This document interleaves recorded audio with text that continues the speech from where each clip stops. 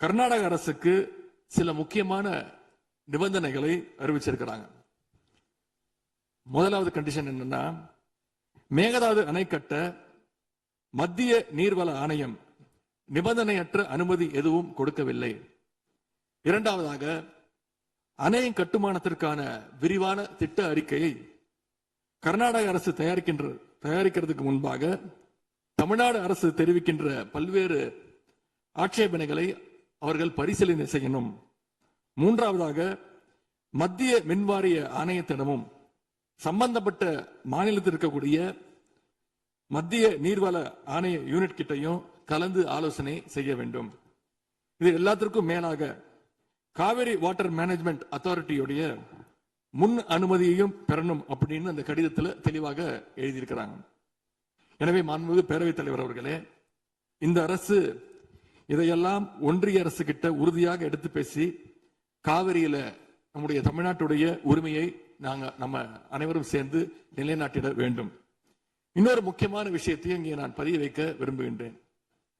மேகதாது பிரச்சனை தொடர்பாக கடந்த 13/11/2025 ஆண்டு அன்றைக்கு உச்ச நீதிமன்ற தீர்ப்பு வெளிவந்த பிறகு 4/3/2026 அன்றைக்கு அன்றைய முதலமைச்சரான எங்களுடைய தலைவர் அவருடைய உத்தரவின்படி தமிழ்நாடு நீர்வளத்துறை அரசு செயலாளர் ஒன்றிய ஜல்சக்தி துறை செயலாளருக்கு ஒரு கடிதம் எழுதியிருக்கின்றார்.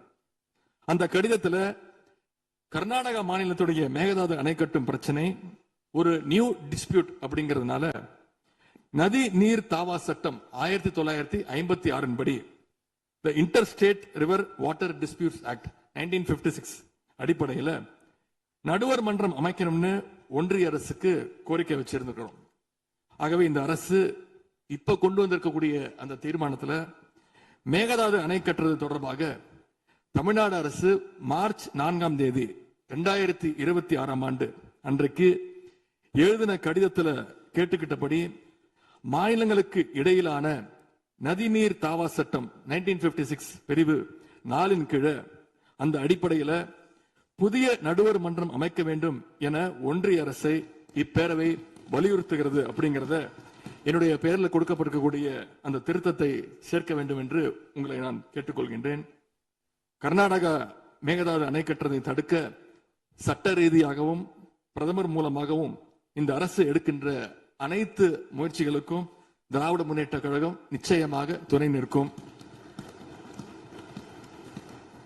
மேகதாது அணை கட்ட முயற்சிக்கக்கூடிய கர்நாடக அரசை நாம அனைவரும் சேர்ந்து ஒற்றுமையாக இருந்து தடுத்து நிறுத்துவோம் என்று கூறி இந்த தீர்மானத்திற்கு எங்களுடைய முழு ஆதரவை நாங்கள் தெரிவித்துக் கொள்கின்றோம்.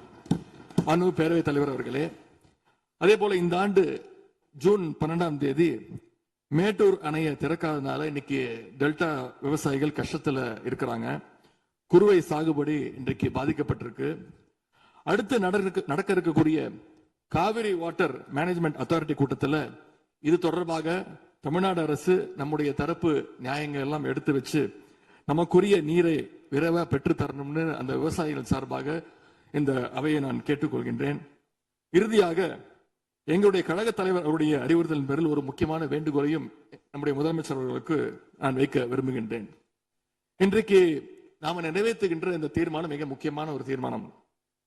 இந்த தீர்மானத்தை கடிதம் மூலமாக ஒன்றிய அரசுக்கு அனுப்பி வைப்பதற்கு பதிலாக தமிழ்நாட்டுடைய அனைத்து சட்டமன்ற கட்சி உறுப்பினர்களும் நாடாளுமன்ற உறுப்பினர்களும் சேர்ந்து ஒரு குழுவாக போய் ஒன்றிய அரசு கிட்ட கொடுத்து நம்முடைய ஒற்றுமையை நாம வெளிப்படுத்த வேண்டும் என்று கேட்டுக்கொள்கின்றேன். அதற்கு திராவிட முன்னேற்ற கழகம் தயாராக இருக்கின்றது. அரசியல் வேறுபாடுகளை எல்லாம் கடந்து செயல்பட இந்த அரசும் முன்வரணும்னு எங்களுடைய தலைவரின் சார்பாக கேட்டுக்கொண்டு தீர்மானத்தை முழு மனதாக ஆதரித்து அமைகின்றேன். நன்றி, வணக்கம்.